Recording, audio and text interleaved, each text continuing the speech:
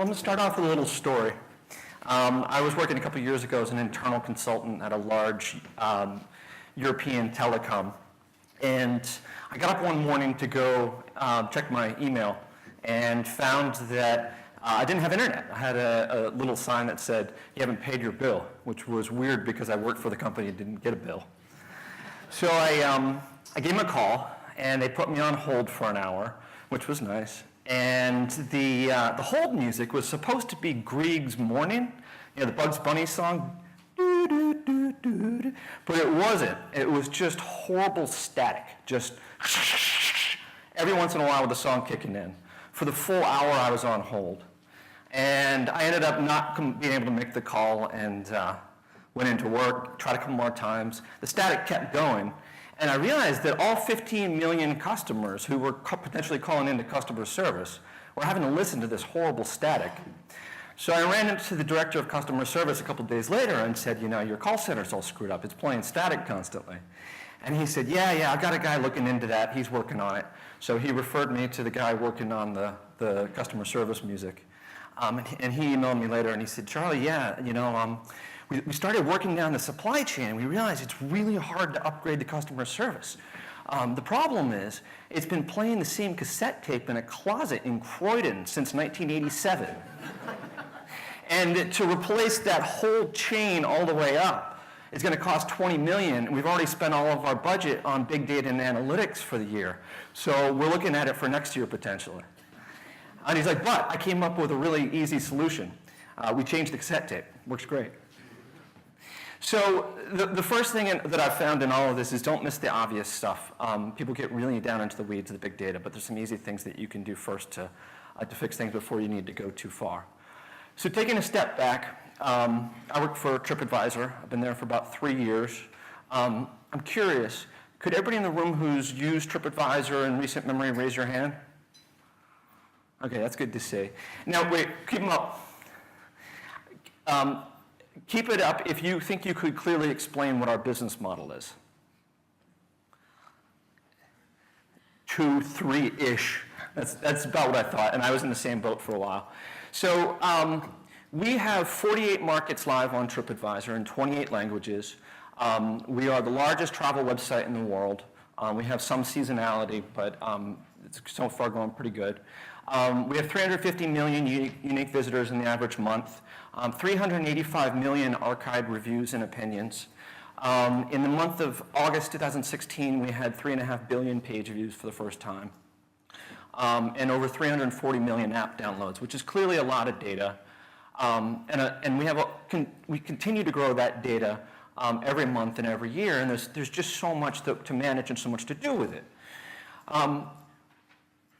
So to get to the question of what is it that we do, or how do we make money, about 15% of how we make money is custom advertising. So this is banner ads, pages talking about the top shopping destinations in Dubai that the Dubai government pays us for. And we have those running in the banners, we have the big content sections, we have mobile stuff that we're doing right now. And the clients for those are potentially hotels, online travel agencies like Booking.com or Expedia, airlines, cruise lines, and then potentially we could run ads for CPG, for finance, others. But the real bulk of our revenue comes from partnerships, but the rest from what we call meta search and instant book. So that's when, let's say you're looking at a hotel in Barcelona. This is the Novotel Barcelona City, and you see the 3 prices down there with the places that you can go book it. The ones, Booking.com and Expedia, when you click to go book at one of those places, they pay us for that click, so it's a referral fee. We've also been pushing pretty hard the ability to book right on TripAdvisor, where we actually get an acquisition fee, but that's powered by one of the booking sites behind the scenes, and we're continuing to grow that out. So what my team was brought in to do was really 3 things. One, we sponsor external research. So we will fund ComScore, Ipsos Mori, some other research partner to give us finding and insights that we can't get from mining our own data. So this is things like surveys saying 1 in 5 global travelers said that they would try a cruise for the first time this year. things about gender, income, why they travel, stuff we can't get from just strict data mining. And that's an important part of what we do. We have to really understand the headspace of travelers as well as what they're actually doing. The second is that my team measures campaigns quite a bit. So like I said, 15% is from ad revenue. So we'll do things like a new process that we have where Dubai will pay us $1 million to run ads promoting tourism in Dubai, targeted only to Brits for 2 or 3 months.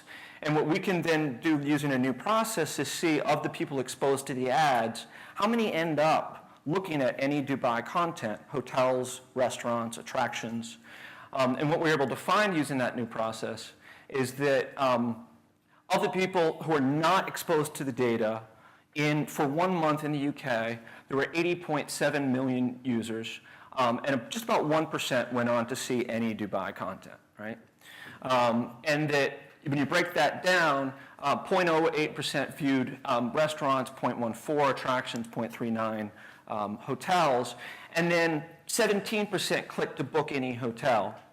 1% of clickers ended up booking, estimated on average, for about four nights each, and that's about $3.30 per click, per booking, per user. But we could then do the exact same stats for people exposed to the ads and go through and see all the exact same things. And what we found is that the revenue per user who were exposed to the ads was actually 200% higher. So therefore encouraging Dubai to invest more in these campaigns and target them better and come up with better creative. So that's the second section. But the third section that's gotten really interesting for me recently is mining our own internal data, which is why I'm speaking at Big Data Week. So there's incredible amount we can do with that data. We found a ComScore study recently that said 56% of people who book travel online worldwide use TripAdvisor at least once prior to that booking. So we're not perfectly representative of the world of travel, but we're pretty good. And one of the things that we can look at is how have certain negative events in the world impacted the travel industry. So this is a trend of the total clicks to book in travel made worldwide in the past 2.5, 3 years. This is the clicks to book Paris specifically.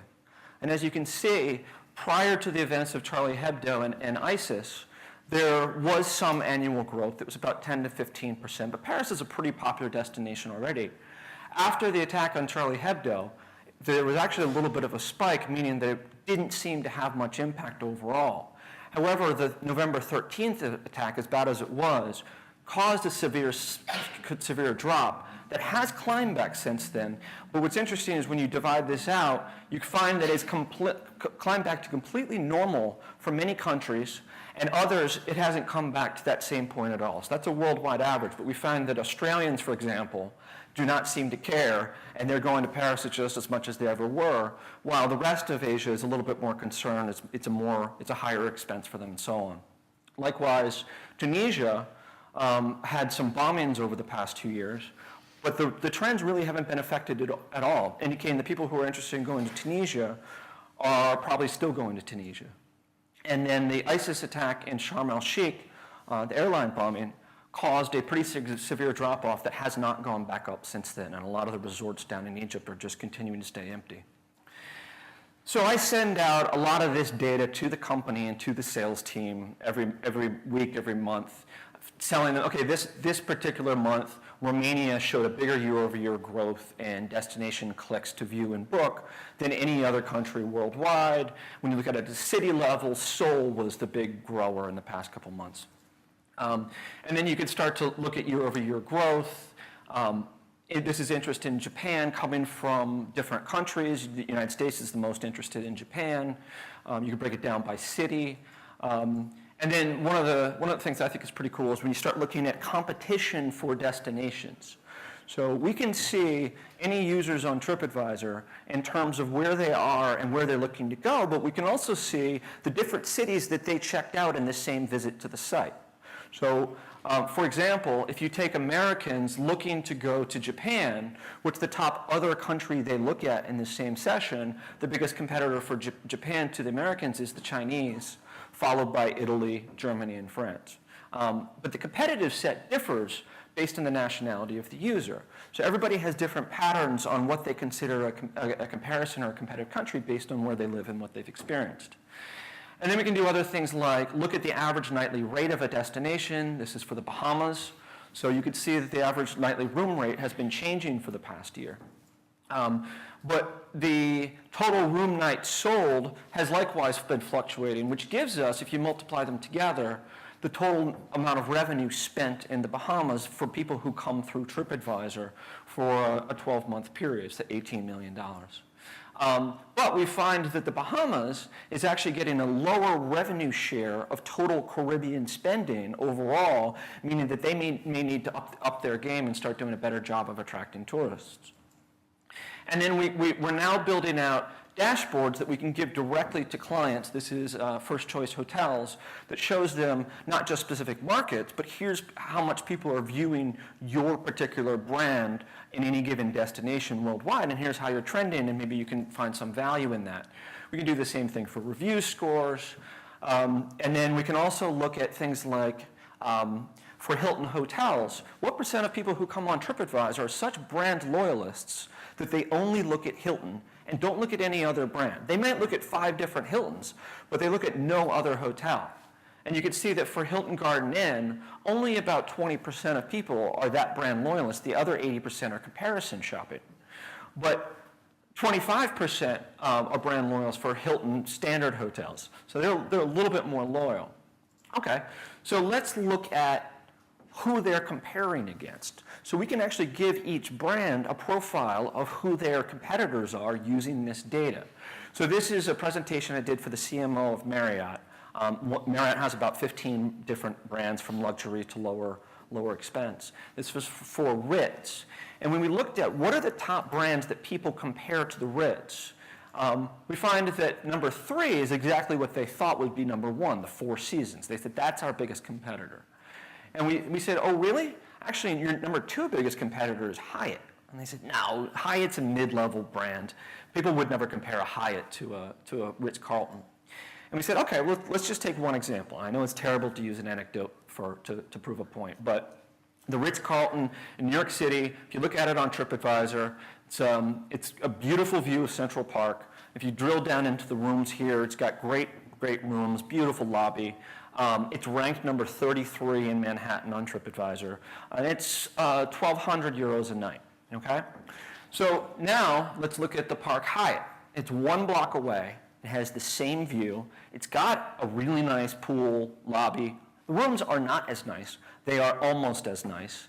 It's 44 on TripAdvisor, so it's only 11 spots lower, and it's 855 euros a night. So Ritz may not like it, but this is who their competitor is. So, and then the biggest competitor overall is non-chain.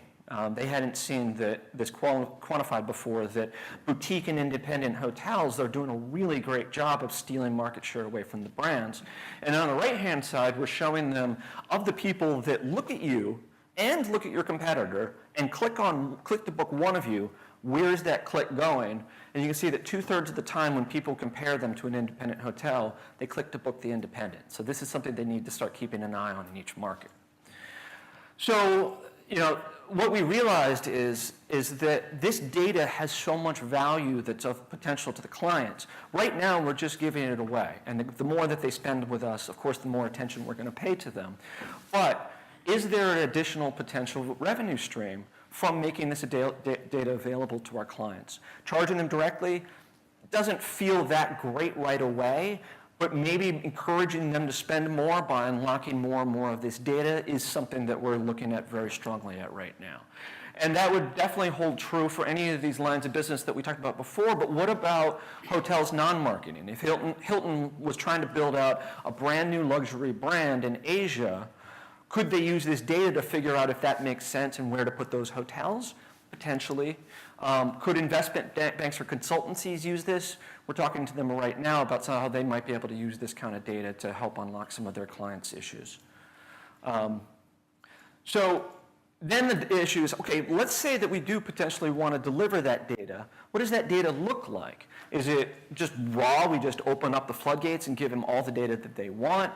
Do we probably going to want to at least scrub it first. Could we give them some of these, what we've already shown you in an automated form that they can just log in and see a one-to-many dashboard? Or could we start saying, you know, every quarter we'll give you a custom report that looks just like you, which means my team's headcount has to go up? Or is there a full consulting model where TripAdvisor could have an additional service of consultants internally who use this data for all these different potential customer types?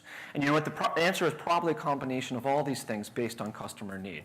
So, you know, the automated dashboards are good for our existing clients. Customized reporting would probably be fine for all. And then there's probably some revenue potential that we could further unlock from this consulting model.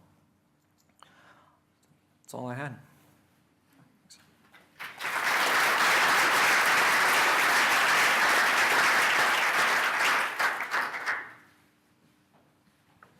Hi, thank you very much. Really interesting.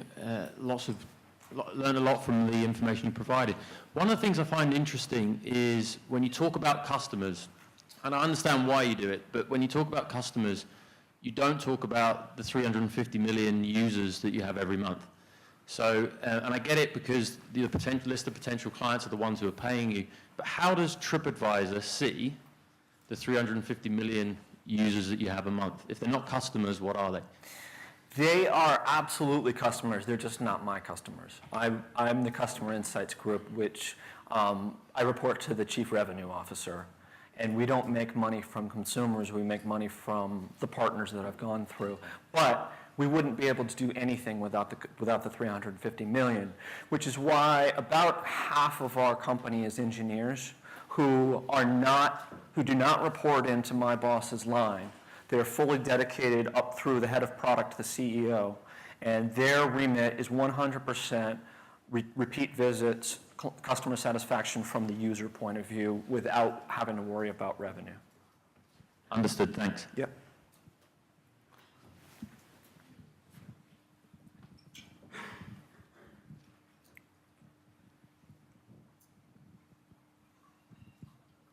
A great presentation, Charlie. Thank you. Well, two questions that I have in mind. One that might not be, answerable right away, but when you say, if I'm a client, if I'm Dubai government, and you're telling me, or hotel, and you tell me that a customer loyalty is, 20%. The question, the obvious question next is, what do you base your customer loyalty on? Yeah. And is that something that you have out, that you kind of make transparent to the client in terms of what your loyalty model is? Is that something you can share with us today? Yeah, so that one particular slide there had a very unique definition of loyalty. So if you go to Hilton, Marriott, Starwood, IPG, they're going to all want you to get into their rewards program. And you're going to get more rewards the more you stay there, and you unlock benefits, and that's their loyalty program. What I meant in that slide was a much more immediate, practical definition of loyalty, which is on that one user visit to TripAdvisor, how many different hotels are they comparing against you? And if they are comparing no hotels against you, and you are the only one they are considering, then that's a perfect loyalist. The point of that slide is that the vast majority of us, when we go shopping online, are not as brand loyal as the hotels would like to think. We are looking for the best price, the best photos, something that's going to make an impression on our partner, all these different things. I always say it used to be in the 80s that if I wanted to buy my girlfriend something really nice for our anniversary, I'd get her a really nice piece of jewelry, a bracelet or something. I wouldn't think of going to Singapore because that's kind of scary, and I don't know what my experience is going to be like, and I don't really know anybody who's gone there. Today, with all of the reviews on TripAdvisor and all these other sites, I can go see a hotel in Singapore right now that I've never heard of, that has a brand I've never heard of, but it's got 1,000 glowing reviews, the pictures look great, and I'm going to feel great that that's going to be a good stay. So I'm going to maybe consider that instead of the jewelry. So that's a very new concept. But what it also means is there's an erosion of what a brand means and requires. So I think that's all I was. So obviously, it's an instant loyalty. It's not a lifetime loyalty. It's a choice in that one moment in time. And the obvious question for the hotels would be, how do I now reconcile it with my own market research data, right? Yep. And, after the fact, is that part of the consulting that you were talking about? That's exactly in terms right. of measuring, sentiment, customer sentiments, How- satisfaction after they have visited? How can we make our data available to your custom research department in a way that helps out both of us? Okay. And one last question.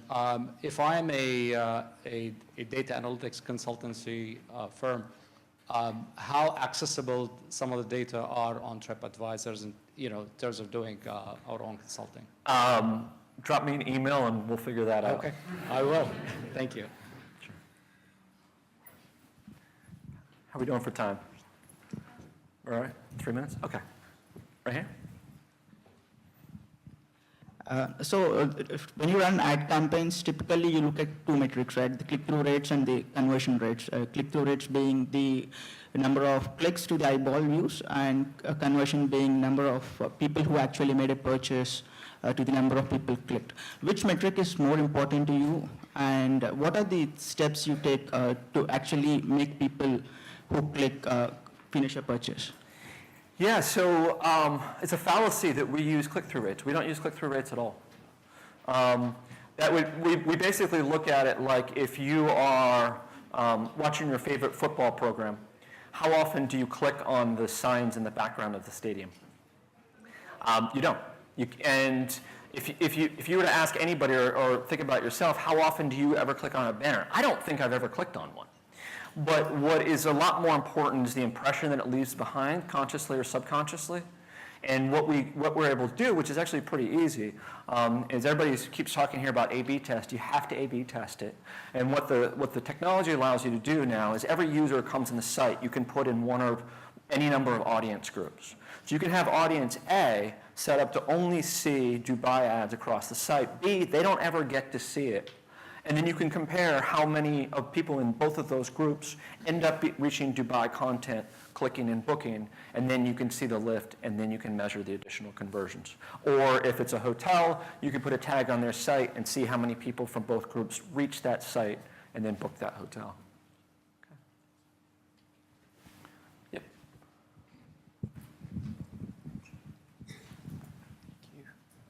I'm interested to know how you set up the relationships with the likes of Ipsos Mori to get into the headspace more. Can you just talk a little bit about when you say, okay, my analytics are not going to go as far, when you make that decision, and how you set up the partnership, as in, do you do things to your product, or do you just say to Ipsos Mori, you guys go do your thing? No, so it requires being really honest to yourself about what you do and don't have at hand. So I'm sure everybody in this room has been going through exercises around looking at what is actually in your data inventory. We, as a rule, don't push users to log in. We feel that a login gateway might cause people to get frustrated, or why do you need my email address so bad? So we say, if you want to log in, great. You have to log in to write a review so we know it's a real review. But if you just want to use the site, no problem. So about 10% of our users at any given point are logged in, which means that 90% of the time we don't know their age, their income, anything about them really, other than the fact that they've visited and looked at something and that they are in some city. So in order to complement that, we need outside research. So if we did have user data and all that different stuff, we wouldn't have to do as much. We go to the outside research firms to run surveys across the site that are constantly asking for those missing gaps, which is why we go to Ipsos Mori. Cool. All right. Thank you, everyone.